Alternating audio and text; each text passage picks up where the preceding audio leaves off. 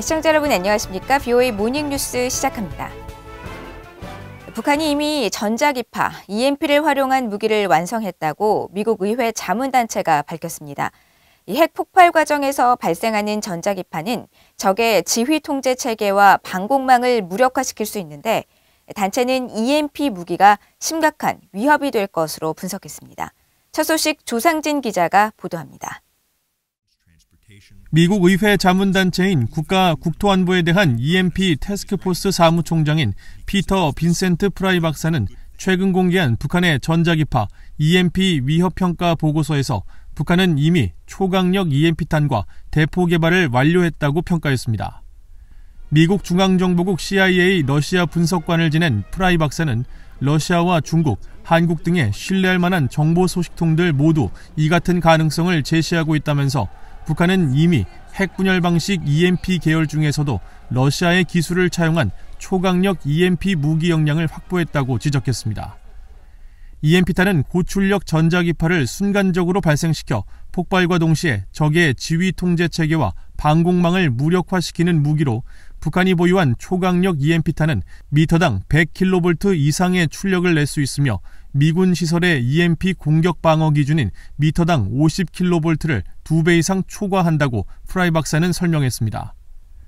보고서는 특히 러시아의 초강력 EMP탄 개발에 깊이 관여했던 장성 2명이 증언한 내용을 인용하면서 러시아의 관련 기술이 북한에 흘러들어갔다고 지적했습니다.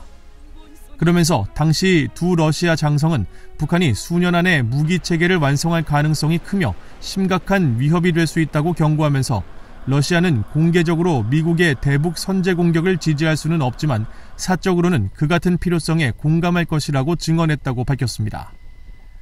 프라이 박사는 또 북한이 핵 폭발을 이용하지 않는 재래식 EMP 대포 기술도 확보했다면서 이는 한국의 수도인 서울을 향하는 항공기의 운용을 제한하는 데 초점을 맞췄다고 지적했습니다. 그러면서 지난 2010년과 2011년, 2012년에 발생한 대규모 한국 내 통신장애는 재래식 EMP 대포 공격이 원인이었다고 분석했습니다.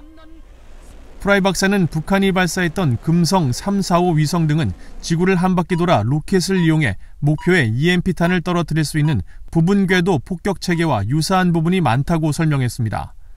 그러면서 북한이 잠재적으로 부분 궤도 폭격 체계를 활용해 미국 등의 초강력 EMP탄 공격을 감행할 가능성도 있다고 지적했습니다. 이와 관련해 미국의 군사 전문가인 브루스 베넷 랜드 연구소 선임 연구원은 BOA에 핵무기 자체가 EMP 무기의 하나라는 사실을 간과해서는 안 된다며 북한이 이미 핵실험 과정에서 상당한 지식과 역량을 축적했을 것이라고 지적했습니다. BOA 뉴스 조상진입니다. 미국 사법당국에 의해 몰수된 전 세계 독재 정권의 불법 자산 내역을 공개하도록 하는 내용의 법안이 미국 상원과 하원에 발의됐습니다. 불법 자산 내역을 공개함으로써 북한 등 독재 정권의 부패를 조명해야 한다는 취지로 도둑정치 희생자를 위한 정의 법안으로 이름 붙여졌습니다. 이조은 기자가 보도합니다. 미국 상원과 하원 의원들이 지난 11일 해외 독재 정권의 불법 자산을 법무부가 공개하도록 하는 내용의 상하원 동반 법안을 발의했습니다. 도둑정치 희생자를 위한 정의 법안으로 명명된 이 법안은 해외 정부의 부패와 관련해 미국에 몰수된 불법 자산 내역을 대중에게 공개할 것을 법무장관에게 요구하는 내용입니다. 구체적으로 법무부 홈페이지 웹사이트에 해당 정부 사람들로부터 도난당해 미국에 의해 회수된 자산이라는 제목 아래 부패의 대상 국가 정부의 이름과 회수된 자산 총액을 기술하도록 했습니다. 법안은 또 해당 해외 정부의 부패와 관련해 추가로 자산이 몰수될 경우 내용을 갱신할 것도 요구했습니다. 법안에는 회수된 자산은 투명하고 효율적인 사용과 관리, 반환 과정에 대한 감시를 조건으로 부패로 인해 피해를 입은 해당 국가 주민들의 이익을 위해 반환돼야 한다는 내용도 포함됐습니다. 법안이 발효되면 미국에 몰수된 북한 자산과 대북제재 위반을 이유로 몰수된 해외 기업 등의 자산 내역 등이 공개됩니다. 법안 발의는 공화당의 마르코 루비오 상원 의원과 민주당의 리처드 블루멘탈 상원 의원, 공화당의 브라이언 피츠패트릭 하원 의원과 민주당의 딘 필리스 하원 의원 등 11명이 참여했습니다.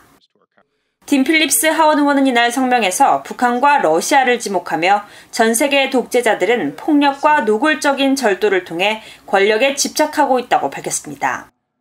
그러면서 이들의 파렴치한 부패를 조명하고 독재자들과 전 세계에 미국이 지켜보고 있으며 도둑 정치는 용납되지 않을 것이라는 신호를 보낼 때라고 강조했습니다.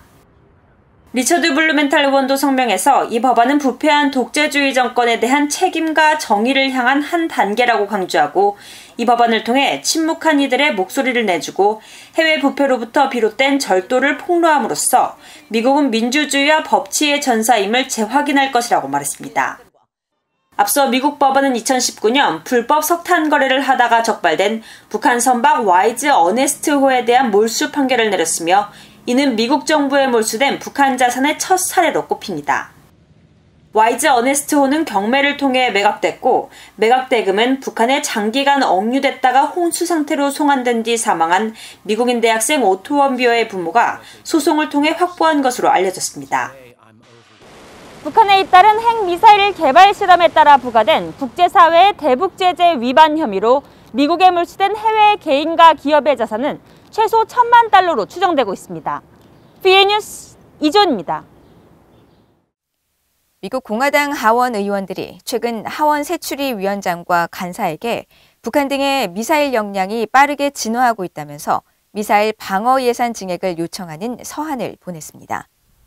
조 윌슨, 더그 램본, 마이크 터너 등 하원 군사위 소속 공화당 의원 9명은 최근 하원 세출위 베티 맥콜럼 위원장과 켄 칼버트 공화당 간사 앞으로 보낸 서한에서 바이든 대통령이 제출한 2022 회계연도 국방 예산안 중 미사일 방어 무기 체계 등에 대한 89억 달러 예산 요청은 전년도 예산 105억 달러에 크게 못 미친다고 지적했습니다. 그러면서 북한과 이란을 비롯한 불량 국가들은 미국의 본토 방어 능력을 능가할 역량을 빠르게 개발하기 위해 협력하고 있다면서 국방 예산의 증액을 촉구했습니다. 의원들은 특히 북한은 초기 핵 비축량을 보완하기 위해 미국 본토의 모든 표적을 타격할 수 있는 점점 더 정교한 탄도미사일 실험을 감행해왔다며 해당 상임위 심의에서 미사일 예산 증액을 반드시 요구해야 한다고 강조했습니다. 미국 국무부가 한반도 비핵화 표현을 둘러싼 논란을 일축하면서 비핵화의 대상이 북한이라는 점을 분명히 했습니다. 국무부 대변인실 관계자는 한반도 비핵화 표현이 한반도 내 미국의 확장 억지를 제거하려는 북한 정권의 전략에 악용될 소지가 있다는 비판에 대한 입장을 묻는 VOA 질문에 유엔 안보리 결의들에 반영된 것처럼 북한의 대량 살상 무기는 불법적이며 국제 평화와 안보를 위협한다고 밝혀 한반도 비핵화 대상이 북한임을 분명히 했습니다. 이어 미국은 외교를 대외 정책의 중심에 다시 두는 데 전념하고 있다면서도 대북 제재는 유지되고 있고 이를 계속 집행할 것이며 다른 유엔 회원국들과의 외교를 통해 제재 이행을 계속 촉진할 것이라고 강조했습니다. 앞서 지난 4월 16일 열린 미일 정상회담 직후 발표된 공동성명에서는 북한의 비핵화라는 표현이 사용됐지만 지난달 미한 정상회담 공동성명에는 한반도 비핵화라는 표현이 들어갔습니다.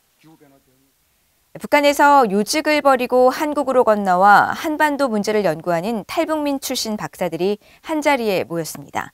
정권의 승인을 받는 혼맥 문화와 김씨 일가 우상화 등 북한 내부 실상에 대한 논의가 펼쳐졌습니다. 서울에서 김시영 기자가 보도합니다. 북한을 제대로 알아보자는 주제로 한국경기대학교 한반도전략문제연구소가 주최한 토론회. 토론회 참석자들은 모두 북한에서 한국으로 건너온 탈북민 출신 박사들입니다. 김일성 종합대학을 졸업한 엘리트로 2013년 탈북한 김수현 경기대 한반도전략문제연구소 연구위원은 김씨 일가가 관리하는 북한 지도층 혼맥 형성의 일단을 밝혔습니다. 아무튼 이제 질문이 제기됐으니까 할게요. 강관주 대외연락부장 아시죠? 그분의 딸과 손성필 인민경제대학 청장의 아들이 이제 그 사돈관계를 서로 결혼을 할 때도 김정일에게 보고하고 승인을 받아서 결혼하는 이제 이러한 일도 있었습니다. 김수현 연구위원은 이어 최근에는 북한의 경제 상황이 어려워지면서 당기관 간부나 보위기관 간부들이 무역으로 외화벌이를 한 경제부문 간부들과 은연중에 사돈을 맺는 경우도 생겼다고 전했습니다.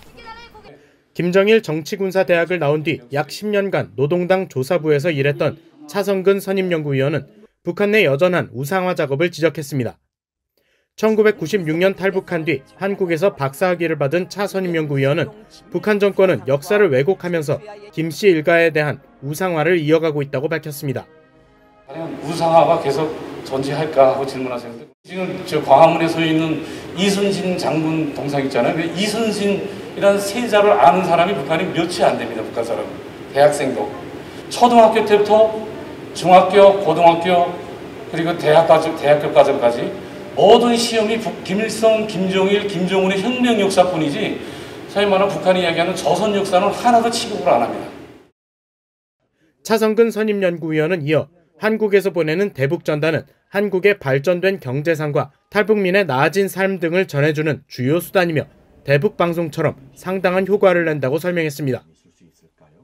미사일 전문가로 북한 국방과학원에서 20년간 근무하다 2011년 한국에 온 이정호 연구위원은 전술 전략무기를 개발하는 북한 과학자들의 상황을 짚었습니다. 김씨 정권 3대에 걸쳐 국가 재력을 총동원하는 북한의 국방공업을 주시해야 한다는 겁니다. 국방과학원에서 이런 전략무기를 발사하기 전에는 대체로 이제 결사들을 편성합니다. 결사들을 편성해서 한 명 한 명이 자기 이름을 수표하고 거기에는 이제 새로운 미사일을 성공시키기 전에는 저국의 푸른 하늘을 다시 보지 않겠다는 그런 맹세문을 최고사령관에게 올리고 이제 발사장으로 나가는. 또 이 연구위원은 현재 북한의 국방공업은 자립할 수 있는 수준에 이르렀다고 본다며 극초음속 미사일 등 첨단 무기들이 북한의 자력갱생 기조와 값싼 노동력과 맞물려 예상보다 빨리 완성될 수 있다고 내다봤습니다. 서울에서 VOA 뉴스 김시영입니다. 북한에 장기간 억류됐다가 혼수 상태로 송환된 뒤 6일 만에 사망한 미국인 대학생 오토 원비어 씨의 4주기를 앞두고 미국 뉴욕 유엔 주재 북한 대표부 앞 거리 명칭을 오토 원비어 길로 바꾸는 것을 적극 지지한다고 미국 뉴욕시장이 밝혔습니다. 빌 디블라지오 뉴욕시장은 최근 미국 팍스뉴스 방송과의 인터뷰를 통해 전 세계에서 북한보다 더 억압적인 정권은 없다면서 뉴욕은 억압에 맞서는 국제사회 노력에 앞장서온 도시라고 강조했습니다. 그러면서 미국인이 북한에서 목숨을 잃었다는 사실을 기억해야 하고 북한 주민들이 당하는 일상적 억압에도 목소리를 높여야 한다면서 북한에 억류됐다가 혼수 상태로 돌아와 사망한 오토 원비어의 이름을 주 유엔 북한 대표부 앞 거리에 붙이는 방안에 전적인 지지를 보낸다고 밝혔습니다. 앞서 미국 공화당 소속 조 보렐리 뉴욕시 의원은 지난 2019년 뉴욕 맨하튼에 있는 주 유엔 북한 대표부 건물 앞 43가와 또 44가에 이어진 거리를 오토 원비어 길로 바꾸고 도로명 간판을 세우는 내용의 조례안을 대표 발의해 시의회 표결을 통과했으며 디블라지오 뉴욕시장이 서명하면 공식 발효됩니다. 이상으로 VOA 모닝뉴스를 모두 마칩니다. 시청해주신 여러분 고맙습니다.